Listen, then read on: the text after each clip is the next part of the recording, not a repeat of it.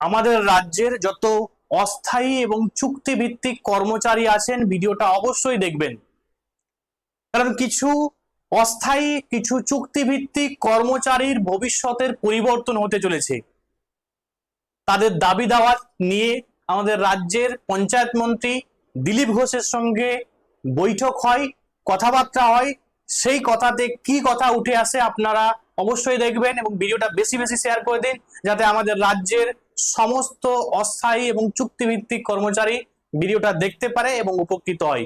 চলুন আমরা দেখে নিই যে আমাদের রাজ্যের পঞ্চায়েত মন্ত্রীর সঙ্গে এই বৈঠকে, চুক্তিভিত্তিক কর্মীদের যে বৈঠক, সেই বৈঠকে কি সিদ্ধান্ত নেওয়া হয় বা কি কথাবার্তা হয়। না, পঞ্চায়েত মন্ত্রীর সঙ্গে নিউ টাউনের ইকো পার্কে জেলা থেকে আসা কর্মীদের কথা শুনলেন আমাদের রাজ্যের পঞ্চায়েত মন্ত্রী দিলীপ ঘোষ। মাসের পর মাস বেতন না পাওয়া অভিযোগ, ডাটা এন্ট্রি ভাতা সংক্রান্ত কাজ করেও অবহেলার অভিযোগ, পরীক্ষা দিয়ে ট্রেনিং নিয়ে চাকরি তবুও অনিশ্চিত ভবিষ্যৎ। মন্ত্রী আশ্বাস দিলেন স্থায়ী সমাধানের চেষ্টা করবেন। তো ব্যাপারটা আমি বিষয়টাকে একটু ক্লিয়ারিফাই করে দিই আপনাদের। আমাদের রাজ্যের 57,000 প্লাস কর্মচারী আছে যারা পঞ্চায়েত ডিপার্টমেন্টে অস্থায়ী কর্মচারী হিসাবে কাজ করে।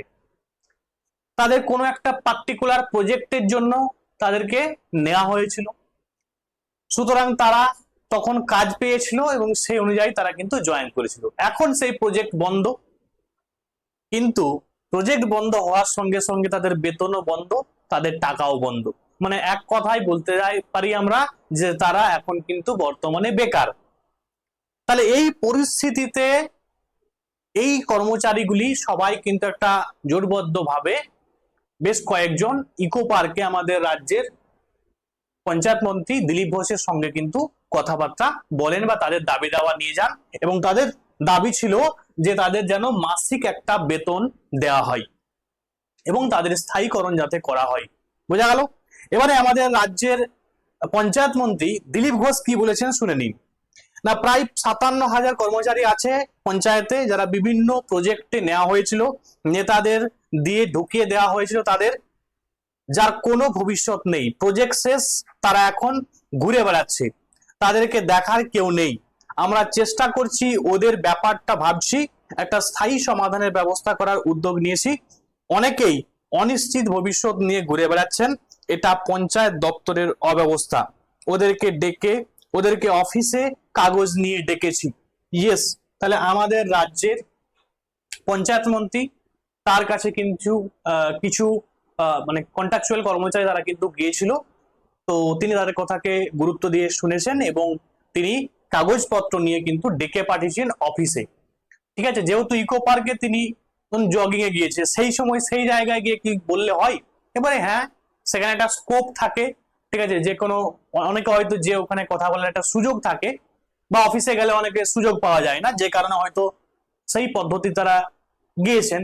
কিন্তু এতেও আমি বলবো যে অবশ্যই কিন্তু একটা ভালো কাজ, যে এই যে অস্থায়ী কর্মচারী আছে তাদের কিন্তু ভবিষ্যৎ পরিবর্তন হলেও হতে পারে, যে এমনও হতে পারে আমরা শুনতে পাচ্ছি যে 11,000 প্লাস ভ্যাকেন্সি কিন্তু আছে। তো এদেরকে ওই ভ্যাকেন্সিতে কি কখনো অ্যাড করা হবে? না, এইরকম কিন্তু করা হবে না, বাট এদের জন্য আলাদা করে কিছু ভাবা হতে পারে। ঠিক আছে, কারণ সেটা সম্পূর্ণ একটা ফ্রেশ রিক্রুটমেন্ট হবে, এবং যে 11,000 ভ্যাকেন্সিস পঞ্চায়েতে আছে সেটা কিন্তু, যেটা শোনা যাচ্ছে যে পিএসসির মাধ্যমে কিন্তু এই নিয়োগটা হতে চলেছে। পিএসসির মাধ্যমে নিয়োগ হলে একটা জিনিস কিন্তু মাথায় রাখতে হবে, পিএসসির 18 মাসে বছর হয়। তো এখন দেখার বিষয়, নতুন সরকার এসেছে, হলেও হতে পারে যে কুইক রিক্রুটমেন্ট হলেও হতে পারে, কিন্তু আমার মনে হয় যে পিএসসি ওরা কিন্তু একটা চরম নিদ্রা, মানে কি বলবো, কুম্ভকর্ণের মতো নিদ্রা, ঘুমন্ত অবস্থায় থাকে। তো ওদের নিদ্রা ভাঙবে কিনা সেটা এখন দেখার বিষয়। তো অবশ্যই আপনারা জানাবেন যে এই যে নতুন অস্থায়ী কর্মচারীদের জন্য যে একটা আশার আলো দেখিয়েছে আমাদের রাজ্যের পঞ্চায়েত মন্ত্রী, এটাতে আপনারা কতটা খুশি অবশ্যই কমেন্টে জানাবেন, এবং আপনি কোন ডিপার্টমেন্টের অস্থায়ী কর্মচারী অবশ্যই কমেন্টে জানান।